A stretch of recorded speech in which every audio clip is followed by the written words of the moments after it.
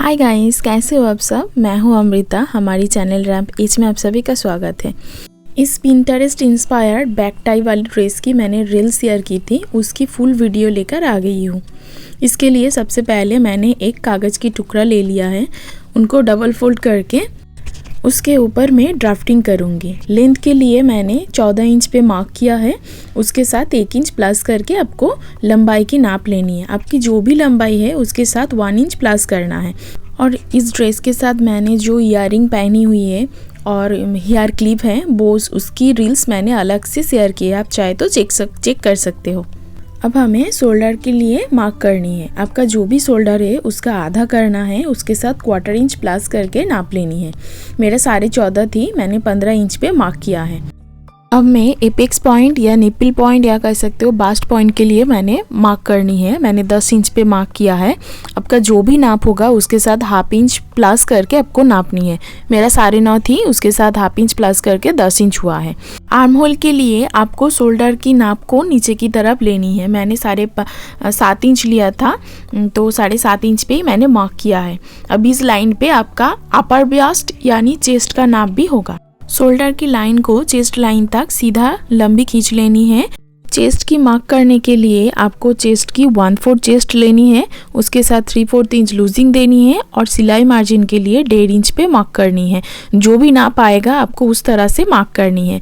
Same waste line पे भी mark करना है। 1/4 वेस्ट प्लस लूजिंग के लिए 1/2 इंच और सिलाई मार्जिन के लिए 1.5 इंच पे मार्क करनी है।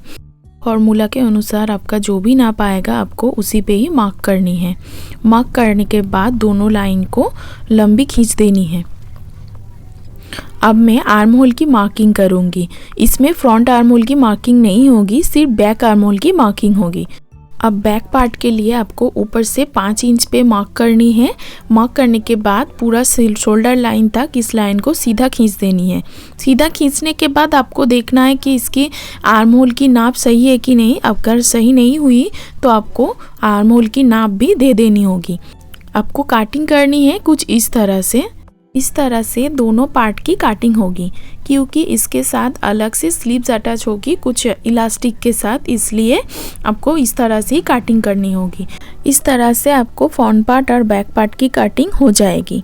अब आपको फ्रंट पार्ट की फ्रंट नेक की मार्क करनी है। इसके लिए मैंने ऊपर से 5 इंच छोड़ के 1 इंच पे मार्क किया है, तो टोटल 6 इंच मेरा गले की डीप होगी।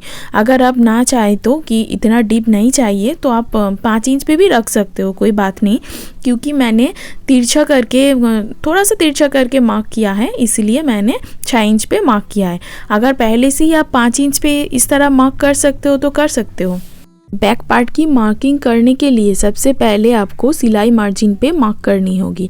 सिलाई मार्जिन पे मार्क करने के बाद आपको ऊपर से 5 इंच को छोड़कर आपको 8 इंच पे मार्क करनी है और नीचे से 1 इंच को पहले 1 इंच पे मार्क करनी है, फिर 2 इंच पे मार्क करना है कि टोटल आपका 3 इंच छोड़ना होगा, क्योंकि 1 इंच सिलाई मार्जिन के लिए और 2 इंच आपका डीप होगा। तो अब दोनों लाइन को 8 इंच की लाइन को मैंने आर्म होल की तरफ जोड़ दिया है और 3 इंच पे जो मार्क किया था उनको सिलाई मार्जिन पे नीचे की तरफ जोड़ दिया है। जोड़ने के बाद आपको इन दोनों लाइन को काट देनी होगी। काटने के बाद कुछ इस तरह दिखेगा आपका। अब मैं मिडिल से भी इनको कट कर दूंगी।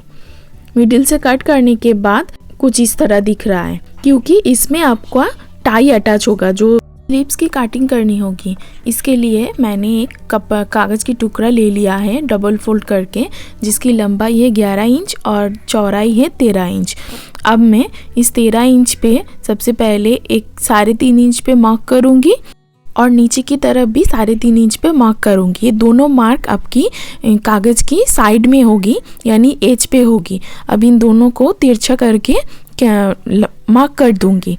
मार्क करने के बाद अब स्लीव्स की मोरी के लिए आपका जितना भी नाप है उनको डबल करके मार्क करनी है। मार्क करने के बाद अब उस 3.5 इंच पे अटैच करने के बाद इन दोनों को काट लेनी होगी। खोलने के बाद स्लीव्स कुछ इस तरह दिख रहा है। ये ऊपर की साइड है और ये नीचे की साइड है, दोनों साइड में गैदर होगी। को बनाने के लिए मैंने 3 मीटर रेयॉन का कपड़ा लिया है। अब मैं इस कपड़े के ऊपर फॉर्मे को रख के कुछ इस तरह से कटिंग कर लूँगी। सभी ड्राफ्टिंग को कपड़े के ऊपर रख के कुछ इस तरह से मैंने कटिंग कर लिया है। ये आपकी फ्रंट पार्ट है और दूसरी वाली आपकी बैक पार्ट है। कुछ इस तरह से सभी पार्ट को मैंने कटिंग कर लिया है। ये स्लीव्स है। अब नीचे वाली लंबाई को कटिंग करने के लिए सबसे पहले कपड़े को चौड़ाई में डबल फोल्ड करना है। डबल फोल्ड करने के बाद ऊपर से सीधी लाइन खींच लेनी है और लंबाई के लिए आपको सबसे पहले बॉडीज पार्ट की लंबाई को छोड़ के पूरे लंबाई की नाप लेनी है। मान लो आपकी बॉडीज़ की लंबाई है 14 इंच, आपको 14 इंच छोड़ के आपको पूरी लंबाई लेनी है। उसके साथ आपको 1.5 इंच सिलाई मार्जिन के लिए लेनी है। और कमर के लिए मैंने कमर के साथ थोड़ा प्लीट के लिए कपड़ा भी रखा है। आप आपके हिसाब से प्लीट की कपड़ा रख सकते हो। ये आपकी फ्रंट वाली साइड है।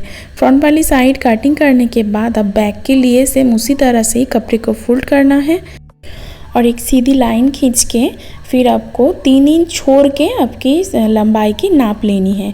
यानी 3 इंच छोड़ के आप लंबाई के नाप भी ले सकते हो।